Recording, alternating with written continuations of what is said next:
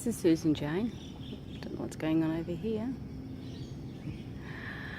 I'm the Intuitist, and I've just pulled in under the canopy down here because I wanted to talk to you or tell you about this story.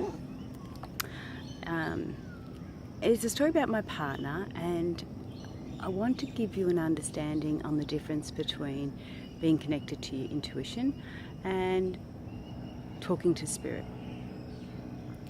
Now, we become more aware of our intuition. We get a greater awareness or a heightened awareness when we're experiencing a bit of grief or we're experiencing life-changing situations.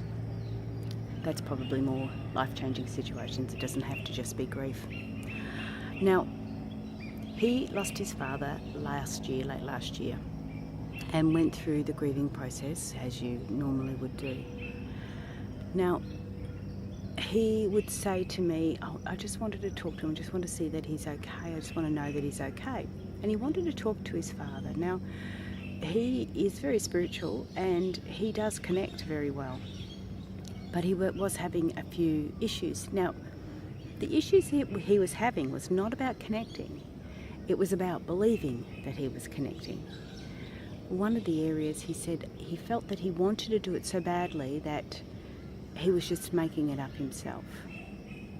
But this one particular evening, early evening it was, his intuition really called strongly to him and told him to go down to the river and sit by the river.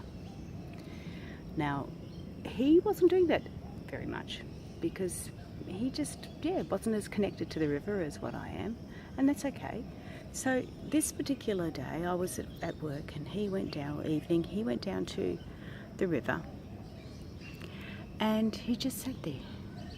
He just sat there in a chair that's down on the river, and he sat there and just connected with his intuition. His intuition told him to be there, so he needed to be there, and he just sat for a while and just got an understanding of where he was and just allowed his thoughts to relax and come into play. That's when he felt somebody sit down beside him. In fact, he felt it so strongly he moved over and thought it was me, thought I was home from football. As he looked, there was no one there, but he knew his dad had visited. He also knew if he hadn't have listened to his intuition and gone down to the river, his dad wouldn't have had that space and that time to be able to connect with him. So Phil chatted with his dad on the riverbank, probably a month after his passing, and got the direction, clearance. He got that understanding that he was looking for. And it was a beautiful time. I remember coming home from work and his face was lit up and he told me all about it. And he goes, I don't know if I'm going crazy or not. And I said, it doesn't matter whether you're going crazy or not. What he got out of it was just gold. It was just absolutely perfect. What he needed at the time he needed it. And it gave him everything that he needed to get on with life and know that his dad was right. Now, his dad wasn't spiritual at all. So Phil didn't think he'd be able to connect that way with him, but he did. So it was a really beautiful experience, and one that, as he said, if he didn't follow what his gut was saying and go down the river, he may never have had it. So talking to his dad, of course, wasn't his intuition. His intuition took him there, guided him there. Then his dad had the ability to come through and talk to him.